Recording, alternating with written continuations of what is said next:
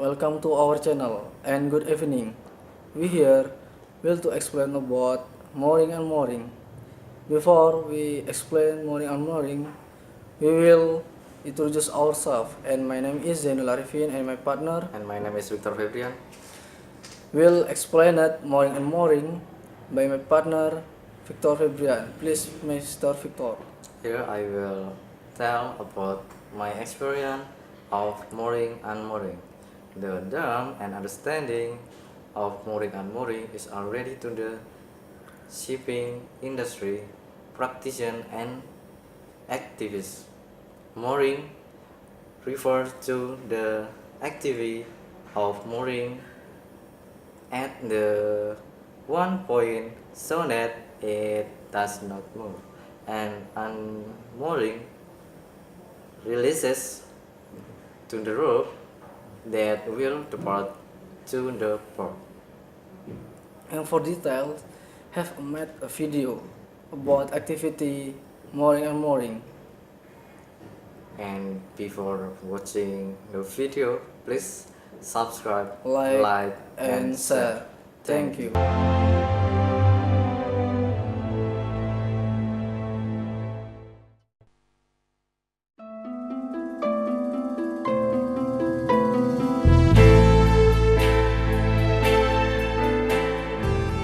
Mooring and anchoring operations are one of the most critical and hazardous tasks routinely carried out on ships.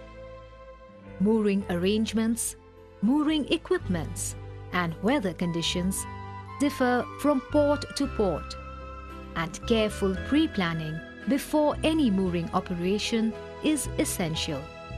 In a typical situation, the master receives a message at sea that the next port of call has been revised. Pre-planning starts at this stage. The navigating officer starts gathering information about this port. He consults various publications like the Guide to Port Entry, which provides accurate and comprehensive information covering more than 6,000 ports, laid out in a logical sequence. Sailing directions, which are often referred to as pilots, assist the navigating officers by providing essential information on all aspects of local navigation. The master calls a pre-arrival meeting and discusses the mooring plan with the ship's officers. Port-specific information available from the vessel's previous visits to the port provides valuable information. A risk assessment of the mooring operations should be completed at regular intervals to ensure safety of personnel. As the ship nears the port, all bridge and engine controls are checked as per the pre-arrival checklists. On deck, the windlass and mooring winches are tried out, brakes tested, mooring ropes checked and laid.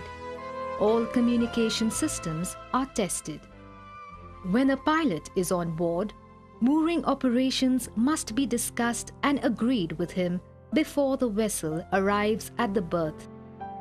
Officers in charge of mooring must clearly understand the mooring plan, and all possible preparations must be made on the vessel in preparation for mooring.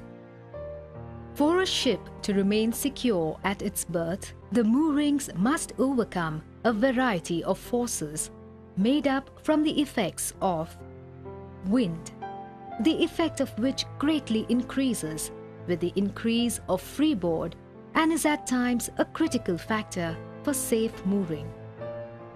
Current, in case of which forces become significant when the clearance under the keel is small relative to the draft. The ship then acts as a major obstruction to the flow of current, thus magnifying its effect. Surges from passing ships. Rise and fall of tides. waves and swell.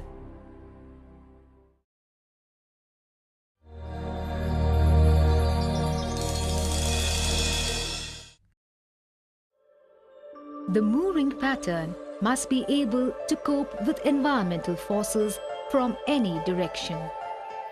The best pattern can be achieved by splitting these forces into their transverse and fore and aft components, and then placing mooring lines as symmetrically as possible about the midship line of the ship.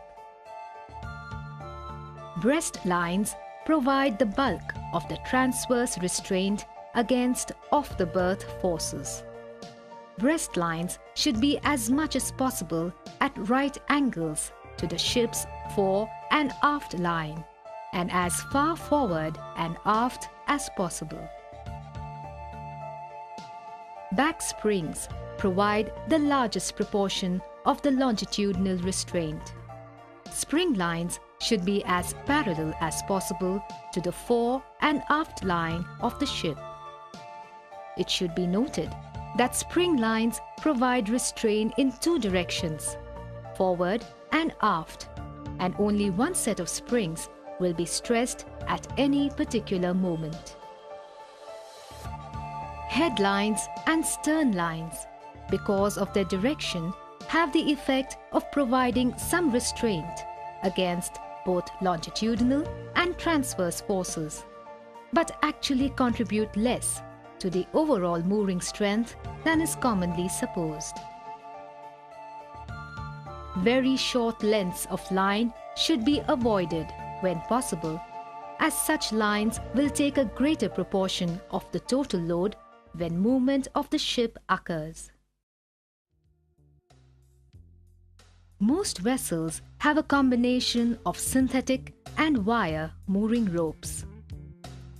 Synthetic fiber ropes are best suited for head and stern lines, whilst wire ropes are most suited for spring lines and breast lines. Wire ropes and synthetic ropes have different elasticity and should never be mixed. That is, two or more lines leading in the same direction should always be of the same material. Wire moorings attached with fiber rope tails provide an effective mooring system by introducing a degree of elasticity. Steel wire ropes should be regularly greased and inspected for wear and tear. Synthetic ropes must be kept clear of chemicals, stored in a well-ventilated area, and visually inspected at regular intervals. The windlass and winches should be lubricated and inspected at regular intervals and in accordance to the vessel's maintenance schedule.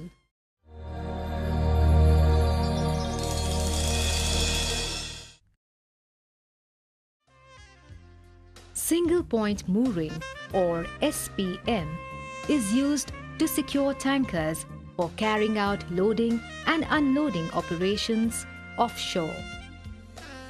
The SPM is attached to a swivel mechanism, which allows the ship to swing around the buoy in response to wind and tides.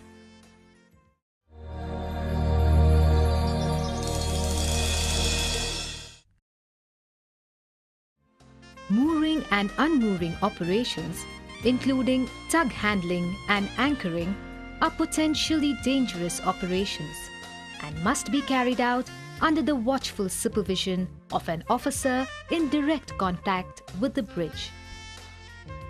Adequate precautions, including but not limited to the following, must be taken.